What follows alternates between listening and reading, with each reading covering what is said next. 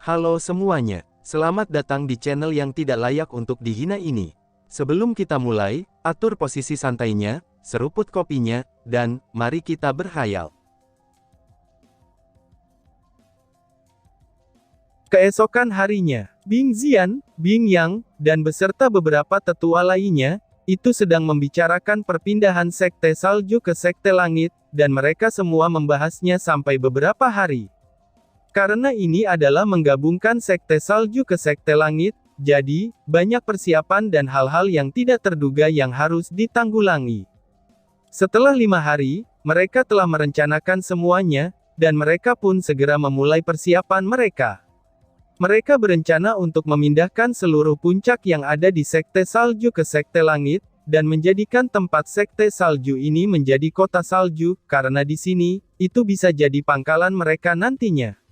Jadi, mereka juga bisa memilih murid di tempat ini suatu hari nanti, itu karena, mungkin ada beberapa anak muda yang jenius yang lahir di sini, lalu mereka juga mempersiapkan arai ruang untuk berteleportasi, karena arai ruang juga sudah dibuat oleh Lin Tian, jadi, mereka hanya perlu meningkatkannya saja, dan itu tidak membutuhkan waktu yang lama.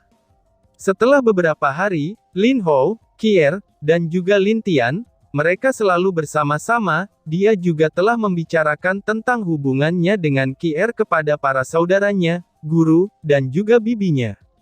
Dia juga telah merencanakan untuk menikah dengannya setelah kembali ke sekte, dan itu membuat mereka semuanya menjadi kaget, akan tetapi, itu juga telah membuat mereka bahagia, jadi, mereka juga tidak menentangnya. Tentang perpindahan Sekte Salju ke Sekte Langit, itu menyebabkan kegemparan di seluruh benua utara. Karena mereka tidak menyangka bahwa, Sekte Salju adalah salah satu bagian dari Sekte Langit, yang merupakan salah satu sekte yang terkenal di benua tengah. Di antara para sekte super, itu adalah Sekte Nether, Sekte Es, Sekte Pedang, Sekte Arai, dan juga Sekte Langit. Ada juga beberapa keluarga tersembunyi yang sekuat Sekte Super, dan di antara mereka ada juga perkumpulan yang sangat kuat dan dihormati di benua tengah. Itu seperti halnya perkumpulan alkemis, dan perkumpulan pemurnian. Di bawah mereka, itu masih ada sekte-sekte tingkat 1, dan beberapa kekaisaran yang berada di bawah kekuasaan mereka. Setelah itu, di rumah puncak bunga. Ayah, ayo kita bermain ke kota, ayah kan sudah pernah bilang, kalau ayah akan mengajak An-Er bermain di sana, ucap Lin Tian. Lin Hou yang sedang duduk bersama Kier, segera menjadi tersenyum melihat Lin Tian menghampirinya. Oh iya, baiklah, mari kita keluar, nanti ayah akan mentraktirmu, ucap Lin Hou sambil tersenyum. Oke kalau begitu, ayah jangan bohong ya, balas Lin Tian. Hahaha, mana mungkin ayah berbohong, ayo kita pergi, tunggu sebentar, Kier, apakah kamu mau ikut, tanya Lin Hou.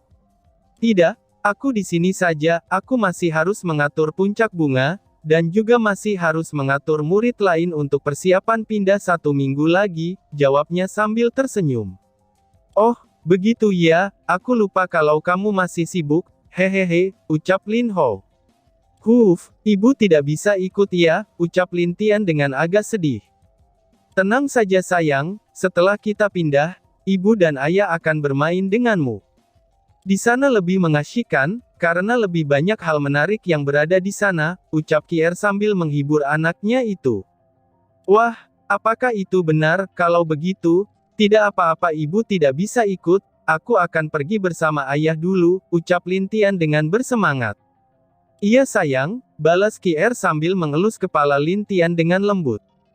Lalu, dia melihat ke arah Lin Hou dan berkata, jaga anak kita baik-baik, ucap Kier sambil tersenyum. Kamu tenang saja, tidak ada yang bisa melukainya selama masih ada aku di sisinya, jawab Lin Hou.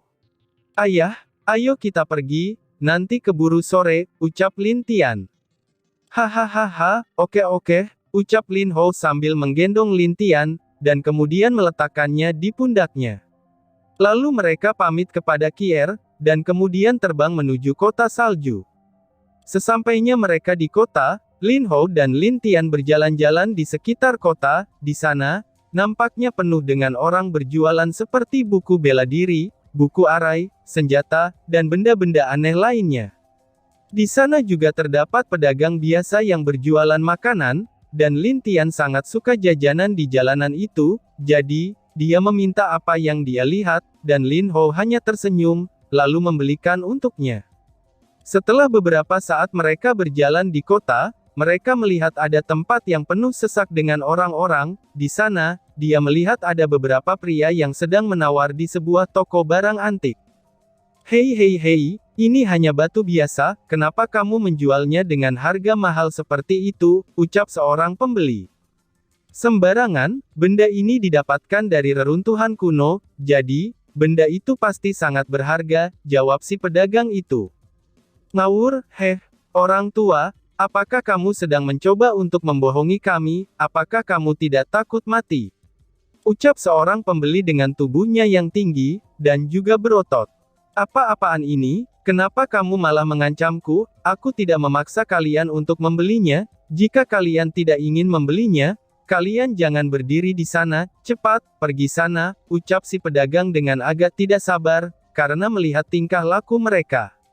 "Ya sudahlah, ayo pergi, mana mungkin ada orang yang mau membeli batu aneh ini," ucap si pembeli tersebut.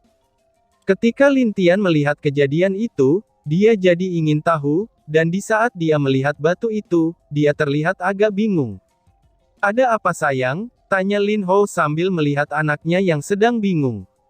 "Ayah, di dalam batu itu terdapat sebuah darah, dan juga memancarkan kekuatan api," ucap Lin Tian sambil berbisik kepada ayahnya. Mendengar perkataan anaknya, itu membuat Lin Ho menjadi agak bingung. "Darah, memancarkan api, jangan-jangan batu itu?" Lin Ho tiba-tiba memikirkan sesuatu, dan kemudian dia segera terkejut. "Oh iya ayah, beberapa batu itu juga berharga," ucap Lin Tian sambil menunjuk 4 batu yang ada di depan meja pedagang itu. Mendengar ucapan Lin Tian, Lin Ho tampaknya masih ragu-ragu, tapi jika ucapannya itu benar, maka, dia memilih untuk percaya dengan ucapan anaknya. Lalu, dia pergi ke depan toko itu dan bertanya, "Berapa harga batu ini?" tanya Lin Ho. "Batu ini harganya 100 batu suci," jawab pedagang itu. "Bagaimana kalau 40 batu suci?" tawar Lin Ho. "Tidak," balas si penjual. "50 deh," kata Lin Ho lagi. "80 kamu bisa mengangkutnya," balas si pedagang itu. "Bagaimana kalau begini saja, aku akan membelinya dengan 80 batu suci, tapi aku ingin bonus 4 batu lainnya," balas Lin Ho. Mendengar ucapannya, pedagang itu berpikir sejenak. "Ini hanyalah batu yang memiliki harga segitu saja, dan kamu juga tidak akan rugi jika memberikan keempat batu itu, apalagi, tidak akan ada yang mau membelinya juga," ucap Lin Ho yang mencoba memaksa pedagang itu untuk menyerah. Setelah mendengar perkataannya, pedagang itu akhirnya setuju. Lin Ho segera tersenyum dan senang mendengarnya. Akhirnya, 5 batu itu jatuh ke tangannya. Jika benar seperti apa yang dikatakan Lin Tian, itu berarti dia sangat beruntung telah membelinya. Setelah melihat batu itu terjual, beberapa orang yang tadi mau membelinya langsung tercengang. Setelah memasukkan semuanya ke dalam cincinnya, mereka berdua segera pergi mencari tempat makan. Karena Lin Tian ingin makan di kota ini, Lin Ho segera membawa Lin Tian ke dalam restoran terbesar yang ada di kota itu, dan memesan beberapa makanan di sana. Setelah mereka selesai makan, hari pun sudah sore, dan mereka memutuskan untuk segera kembali ke sekte. Tapi setelah mereka keluar dari kota, mereka tiba-tiba saja dihadang oleh beberapa orang yang ada di toko benda antik itu. "Hei bajingan, cepat serahkan seluruh hartamu pada kami, jika tidak, kamu akan menyesal dengan akibatnya," ucap salah satu dari mereka. Dia mungkin adalah pemimpin di antara mereka. "Hahaha, cepat serahkan saja, kami berlima akan melepaskan kalian, jika kalian mau menyerahkan semua barang-barang itu. Atau jangan salahkan kami jika kami bertindak kejam," ucap pria kurus yang berada di belakang pria berotot itu. Mereka tahu kalau Lin Ho adalah orang kaya, karena mereka melihat dia memakai cincin ruang serta baju yang bagus, jadi, mereka memang sudah mengincarnya, dan kemudian menunggu di luar gerbang kota. Melihat mereka menargetkan dirinya, Lin Hou agak mengerutkan keningnya, lalu dia berkata kepada Lin Tian. An-er sayang, jika ada orang yang seperti ini, kamu jangan mengasihaninya, mereka hanya suka merampok orang yang lemah, dan perbuatan itu tidak baik, kamu boleh menghajarnya, atau bahkan kamu boleh membunuh mereka, ucap Lin Hou. An-er mengerti, jawabnya sambil mengangguk. Hahaha, apakah kalian dengar, dia akan membunuh kita, ucap seorang dari perampok itu, dan kemudian menertawakannya. Akan tetapi, sebelum mereka tertawa lebih lama lagi, Lin Hou hanya mengibaskan tangannya saja, lalu angin yang kencang pun melaju dengan cepat ke arah mereka. Wush wush wush. Merasakan angin ini, itu membuat mereka merasa sedikit ketakutan, dan mereka pun segera merasakan ancaman kematian yang nyata. Itu seorang praktisi elit, teriak mereka, tapi sudah terlambat bagi mereka untuk menghindar, dan kemudian mereka tersapu oleh angin itu, lalu terbang cukup tinggi. Dan kemudian, sing sing sing. Angin itu segera merobek-robek mereka di udara, dan tanpa ada suara jeritan sedikit pun, mereka semua mati tanpa tubuh yang utuh. Lin Hou sengaja menjauhkan semua itu dari Lin Tian, karena terlalu dini untuk melihat hal yang mengerikan seperti itu. Ayo sayang, ucap Lin Hou. Iya ayah, Lin Tian mengangguk dan merasa heran, kemanakah orang-orang itu pergi. Dia memuji ayahnya yang sangat kuat, karena membuat orang-orang itu terbang tinggi. Orang-orang itu hanyalah praktisi yang berada di tahap tempering tubuh, jadi, itu sangat mudah bagi Lin Hou untuk membunuh mereka dengan satu kali kibasan tangannya saja. Sesaat kemudian, dia juga membawa Lin Tian kembali ke sekte. Tetapi saat mereka kembali ke rumah mereka, melihat leluhur Bing Ye dan leluhur Bing Ming di sana, dan ada salah satu orang lagi selain Kier di sana. Melihat pria yang duduk bersama dengan guru dan juga Bing Ming, itu membuat Lin Hou merasa kaget, karena pasalnya, pria yang ada di depannya ini adalah salah satu leluhur tertinggi dari Sekte Langit, dan juga ayah dari gurunya, orang itu adalah Bing Zentian. Ia merupakan salah satu orang yang memiliki kekuatan yang sangat kuat, dan bahkan bergengsi di dalam sekte. Salam leluhur, ucap Lin Hou. Oh, Lin Hou ya, jawab pria itu dengan tenang. Ayah, ini adalah cucuku, Lin Tian, dialah yang kakak laki-laki sebutkan itu, jawab Bing Ming sambil tersenyum, karena orang yang ada di depannya ini adalah ayahnya, dia tidak menyangka bahwa, setelah ayahnya tahu dia ada di sini, dia langsung keluar dari pelatihannya. Oh, jadi anak kecil ini yang bernama Lin Tian, ucap Bing Zentian sambil menatap Lin Tian yang ada di bahu Lin Hou. Sungguh anak yang luar biasa, ucapnya. Aner, ini adalah leluhurmu, leluhur adalah ayahnya nenek, jadi, cepat beri salam kepada kakek buyut, ucap Bing Ming. Ayah, An-er ingin turun, ucap Lin Tian. Oke, balas Lin Hou sambil menurunkan Lin Tian dari bahunya, lalu Lin Tian pergi ke depan Bing Zentian. Salam kakek buyut, ucap Lin Tian. Hahaha, anak yang pintar, ucap Bing Zentian sambil tertawa senang, dan juga mengelus kepala Lin Tian. Lin Tian memanglah anak yang baik, bagaimana menurut ayah? Tanya Bing Ye kepada ayahnya itu, jika kamu ingin mengetahuinya, tentu saja anak ini jauh lebih baik daripada dirimu, dan juga cucuku yang bernama Bing yang itu, jawab Bing Zentian dengan agak kesal. Mendengar jawabannya ini, itu membuat Bing Ye menjadi agak malu, dan Bing Ming pun sedikit tersenyum setelah mendengar jawaban dari ayahnya, pasalnya, dia tahu sikap ayahnya itu, karena waktu mereka masih kecil, dia dan kakaknya sering bertengkar, tetapi sekarang, karena mereka masing-masing memegang posisi, mereka sudah menjadi cukup tenang. Ayah, jadi bagaimana menurut ayah tentang Lin Tian? Tanya Bing Ming. Kalian benar, fisiknya sangat istimewa, dan juga, sayang, cobalah buka gelangnya, ucap Bing Zentian kepada Lin Tian, karena dia masih kurang percaya dengan perkataan anaknya. Lin Tian segera membuka gelangnya, lalu kultivasinya pun terbuka, dan kekuatan jiwanya pun terlihat jelas di depan Bing Zentian secara langsung. Melihat kejadian itu, Bing Zentian saja merasa kaget, dan bahkan ada beberapa cahaya di matanya. Alam langit tingkat kelima tahap puncak, kekuatan jiwanya sebanding dengan jiwa tingkat 4, lalu, kekuatan fisiknya juga sebanding dengan seseorang yang berada di alam ilahi tahap awal, ucap Bing Zentian dengan agak terbata-bata. Cukup, pasang lagi gelangnya sayang, ucap Bing Zentian sambil menenangkan dirinya sendiri. Bagaimana ayah, apakah cucuku ini pantas? Tanya Bing Ming sambil tersenyum. Ini sudah sangat luar biasa, itu bukan hanya pantas lagi, tetapi dia adalah jenius yang sangat luar biasa, hahaha, bahkan, anak dan cucu bodohku saja tidak sebanding dengannya, jawabnya sambil tersenyum, dan juga sambil menyinggung Bing Ye dan Bing Yang. Sialan dangkalan orang tua ini, kenapa kamu memuji orang sambil menghina anakmu sendiri, keluh Bing Ye di dalam hatinya. Lalu ayah, apa rencana kita selanjutnya? Bing Ye menenangkan dirinya, dan kemudian bertanya kepada ayahnya. Baiklah, begini saja, biarkan kami, para leluhur, yang melatih anak ini, dan kalian harus merahasiakan semua tentang dirinya, jika ada yang bertanya, bilang saja dia adalah anak Kier dan Lin Hou, jawabnya sambil menjelaskan. Lalu, bagaimana dengan masalah kekuatannya? Tanya Bing Ming. Bilang saja kalau dia belum mulai berkultivasi, nanti, aku dan leluhur lain yang akan membantunya mencari teknik penyembunyian kekuatannya, jawab Bing Zentian.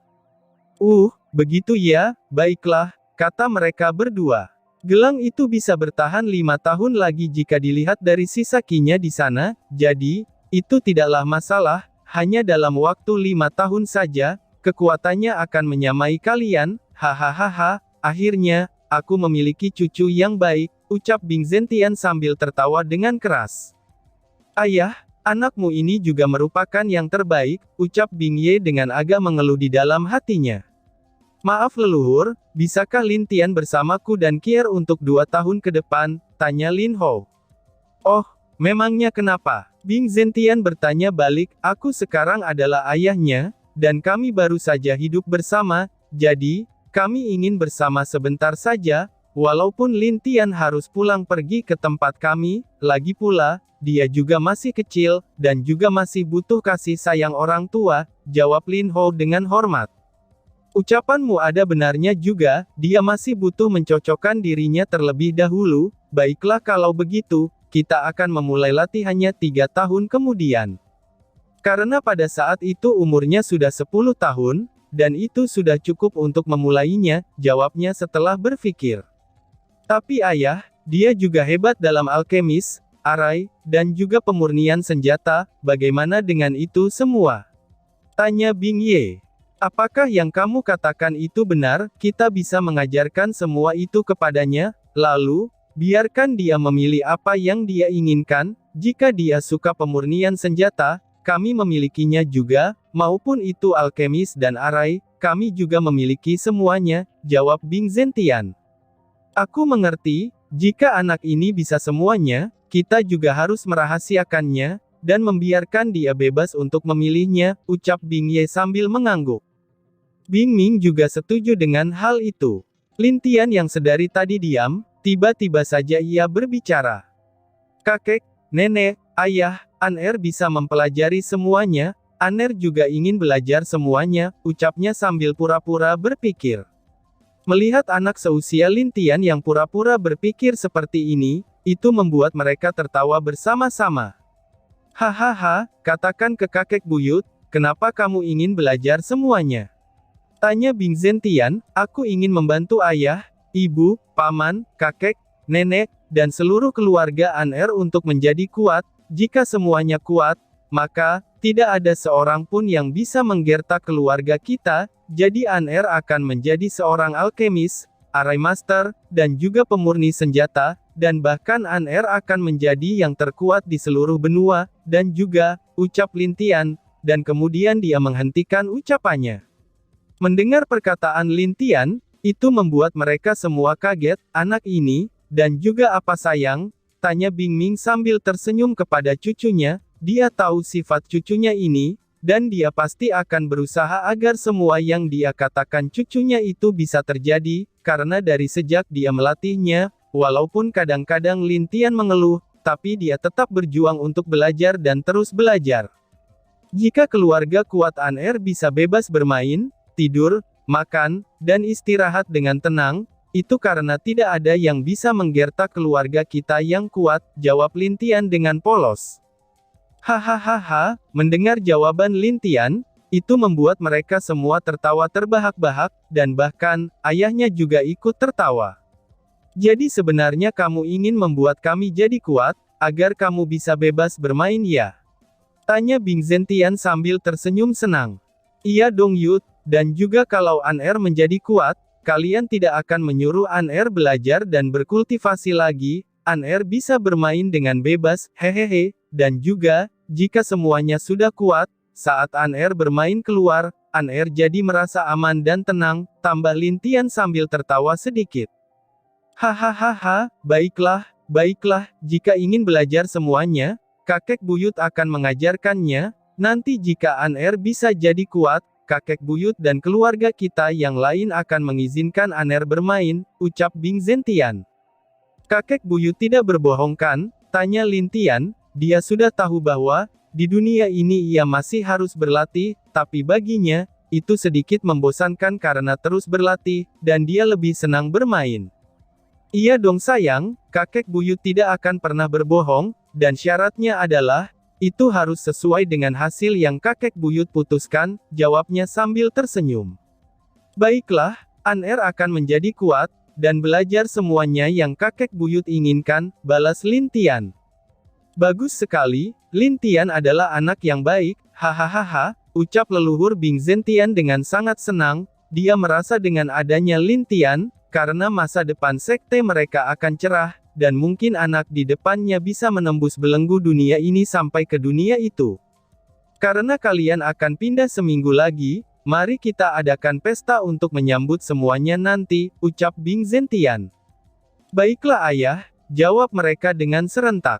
Ming-Er, kamu sungguh luar biasa, sektemu ini cukup kuat, dan mungkin jika diberikan waktu sedikit lagi, sektemu ini bisa menjadi sekte super, tetapi dengan bergabungnya sektemu ke sekte kita, dan sektemu juga akan bertambah kuat, sekte ini juga pada nantinya, adalah tempat khusus para perempuan, jadi, bagaimana kalau kita namakan tempat ini sebagai Puncak Salju, ucap Bing Zentian.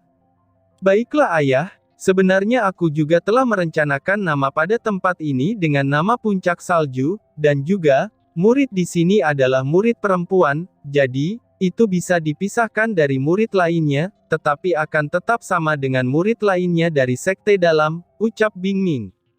Baiklah, kalau kamu mau seperti itu, anak ini adalah jenius super, di masa depan, mari kita lihat, apakah sekte super lain bisa berlagak sombong di hadapan kita, hahaha, ucap Bing Zentian dengan bangga. Dan tiba-tiba saja bersambung. Sekian dan terima kasih banyak.